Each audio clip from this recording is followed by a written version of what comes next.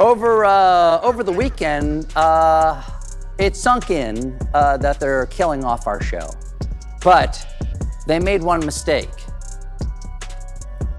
They left me alive. And now...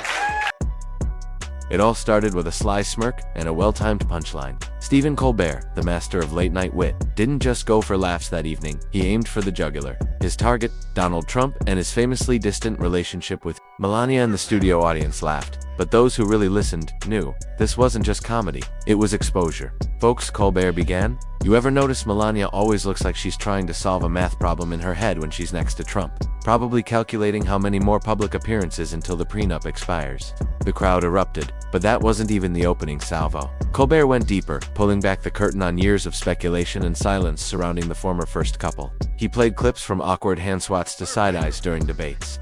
This isn't America.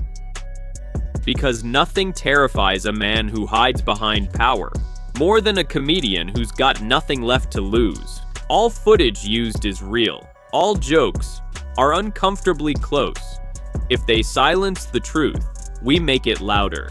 Donald Trump posted, I absolutely love that Colbert got fired.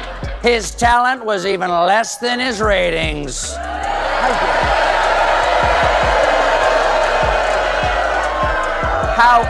How dare you, sir? Would an untalented man be able to compose the following satirical witticism? Go yourself. Trump celebrated Colbert's cancellation like it was personal revenge, but Colbert flipped the script. With one joke, he turned being canceled into a microphone. And that's exactly why Trump... Marriage, he quipped. It's a hostage situation with designer luggage. Back at Mar-a-Lago, Trump was reportedly pacing. Aides tried to distract him with good poll numbers, but nothing worked. Colbert's monologue hit too close, not because it was mean, but because it echoed what millions were already thinking. The next segment was a brutal breakdown. Colbert brought out statements from former staffers, footage from 2016 to 2020, and Melania's infamous jacket moment. I really don't care. Do you?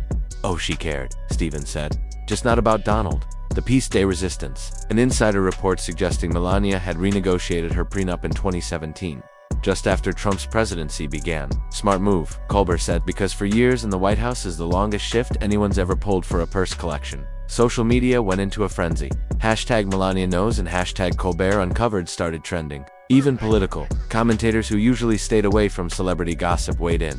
Some praised Colbert for doing what journalists hadn't, publicly questioning the Trump marriage with humor and honesty. Others accused him of going too far. But the real firestorm came after Melania canceled an upcoming gala appearance without explanation. According to sources close to the couple, Trump exploded behind closed doors. Accusations flew. Melania allegedly responded with cold indifference. One staffer described the vibe in the room as nuclear winter with designer heels. That week, Colbert of our network to a new owner, Skydance. This isn't just comedy. It's a direct shot at the machinery. Colbert doesn't just say it smells like a bribe. He calls it what it is. Because when your parent company pays off a president and gets a merger in return, that's not business. That's betrayal. Broadcast live. Oh, hey, there was some big news from the world of entertainment this weekend, because according to this Fox News headline, Trump's FCC approved the Paramount Skydance merger following the $16 million Trump settlement and Colbert's cancellation. I'm canceled? What? And I'm being told I already knew that, but I spent the weekend huffing airplane glue? It was a joke, but also a eulogy, because in the deal Trump just closed, silence wasn't a side effect, it was the goal. Colbert wasn't just a host, he was a problem. One of the last voices on television still calling out the absurdity, still mocking the myth. And Trump, he doesn't fear critics, he fears the mirror. Colbert addressed the reaction on his show. I'm not saying their marriage is fake, but if love were currency, the Trump household would be in default. He then invited a relationship therapist to break down the body language of the Trumps in public footage. The conclusion: they haven't touched each other with affection in years. As more people rewatched the clips with new eyes, Even hardcore Trump loyalists began to wonder, was it all just optics, a staged partnership for politics? One former campaign aide anonymously admitted, "We always knew it wasn't a fairy tale, but we never expected the script to read like a hostage memoir." Trump tried damage control. Fox News hosts rallied, calling Colbert a clown with a liberal agenda. But no amount of spin could erase what America had seen, or what they now suspected. Colbert ended that week's show with a line that would become iconic. "Love doesn't flinch when you reach for their hand. It doesn't disappear for weeks, and it doesn't wear a jacket that says it doesn't care." And just like that, a late-night monologue turned into a cultural turning point. The final truth had been spoken, not in a courtroom or through a scandalous tell-all, but from behind a desk with jokes that cut deeper than any headline, and no one, not even Trump himself, could laugh it off. Because sometimes, the truth isn't whispered in shadows. Sometimes, it's shouted from a stage, live on national television, and no amount of rage or retaliation can put it back in the vault. Crack with prostitutes. That's not satire. That's a dare. And Trump knows it.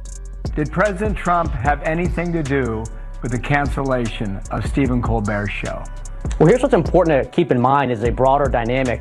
When President Trump ran for election, he ran right at these legacy broadcast media outfits and the New York and Hollywood elites that are behind it. Look at what's happening. NPR has been defunded. PBS has been defunded. Colbert is getting cancer. Colbert's getting cancer? Was that in the Paramount deal? I gotta call my agent. I have a very strict no cancer clause. The most they can give me is a goiter. We negotiated that. By the time Colbert joked about getting cancer in the Paramount deal, it was already clear this wasn't just about one show. NPR defunded. PBS defunded.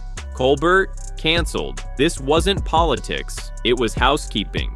Because when the last voice left in the room still dares to say your name, you don't argue with him. You erase him.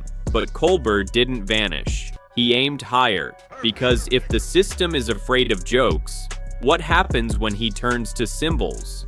Come to me.